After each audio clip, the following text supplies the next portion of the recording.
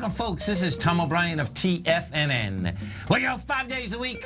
We go 10 hours a day. We go 24 hours a day on the internet at TFNN.com. Always remember, folks, whatever you think about, you bring about. Whatever you focus on grows. Hope everyone's having a great day, safe day. It's a TGIF, folks. Make it a great one.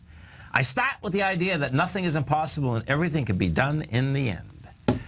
Market-wise, let's take a look at it out here. We had the Dow Industrials finish up 200 after it was down 260. Wide price spread, all of the above, folks. Wild market.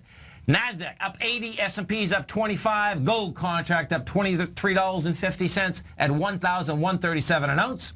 Silver up 69 cents, $15.21 an ounce. Platinum up 4 at $9.09 an ounce. Copper up 3.5 pennies at $2.34 a pound. Light sweet crude up 96 at $45.70 a barrel. Bonds, both the 10 and the 30 go topside. Wide price spread, accelerated volume, all of the above. The 10-year blew out its highs.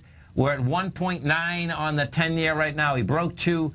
10 up 20 ticks, 129.12.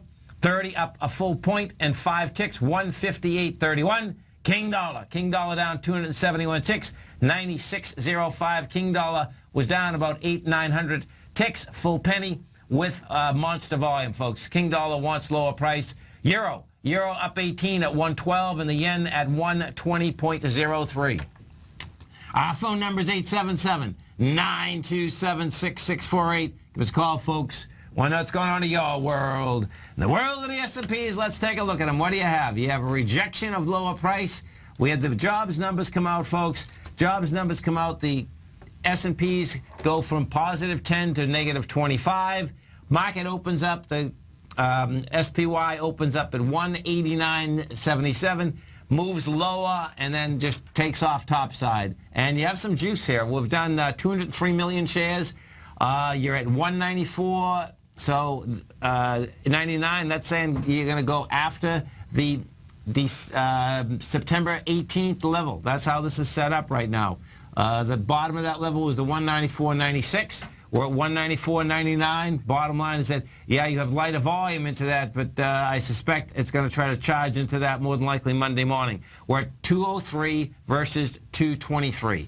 NDX 100, same setup in the NDX 100. Now, what's intriguing about the NDX 100, however, is this, is that the juice, meaning the strength inside the NDX 100, two of the largest ones with the biggest dogs in the NDX 100. But bottom line, it has volume at 57 million shares. You're up $1.79. That's saying the NDX can make that run up until the 104.42 area. Right now, you're at 104.01. And when I say the dead cat inside that NDX, you had Win was the leader. That Win was up 11.81. Actually, 3 of them. Whole Foods was up 2.66, and Baidu was up 10.98. You take a look at any of those, and all of those equities have been down over 50%. Gold contract. What do we have with gold? Wide price spread, accelerated volume. This jobs number came out, folks, and as the jobs number came out, bottom line is that it was a light number. The market, S&Ps go south, bonds go north, dollar goes south, and gold goes north. We did 177,000 contracts. You have the price spread. Gold's at 11.37. Next stop, I suspect, is going to be at the 11.69. And I suspect what we're going to see actually is 12.34. 12.34 was the highs of May, and that's where this baby looks like it's setting up. You have ABC structures on the way up all over the place, whether you take an Eco-Eagle, whether you take Franco-Nevada, you can take gold, Rango Resources. They're all ABC structures on the way up. They had price spread. Well, we did 5.2 million in an Eco-Eagle, up $3 for a stock that's only was only $25. It's going after the swing high, largest swing high of 27.91, and we got juice behind the move. So an Eco-Eagle looks like it also wants to get up to the May 14th level. With that level there is 34.89. Franco-Nevada. Now, Franco-Nevada would be a best indication as to what the metal price actually wants to do. This went up $4 today. 1.4 million. I want to see more volume on Monday. It's going after that swing of $48. I've got a question on these type of stocks. Yeah. And we know that they get money on whatever the company sells as a percentage. They get a royalty of gross profit. Right. Who decides how much they sell? Does the company still have control over how much they mine? Are these companies anyway got a guarantee that they'll at least sell so much a year? No. So no. They just take the good with the bad.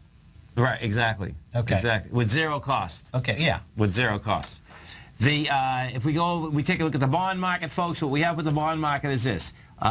We look at the 10-year bond today, did almost 2 million contracts. It did 1.8. You closed out at 129.11, and your last high was 129.10. You get a monster ABC up. This is an ABC up to 32.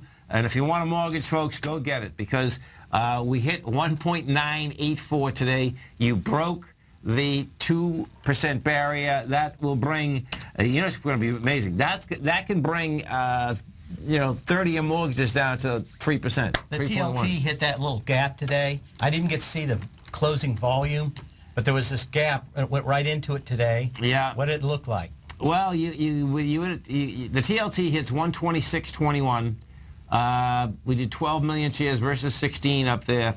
You get some juice, though. And the TLT, so the difference is the TLT, folks, is the 20-year plus bond fund. So anything over 20 years, that's where that goes. And you can see when you're looking at this, it's the shorter term. This is where the yield curve is going to come into play here, because you can see the 10-year blew that away. If we look at the 2-year, you want to see something really insane? Okay, watch this. If we put up the 2-year, you want to see a rate on the 2-year?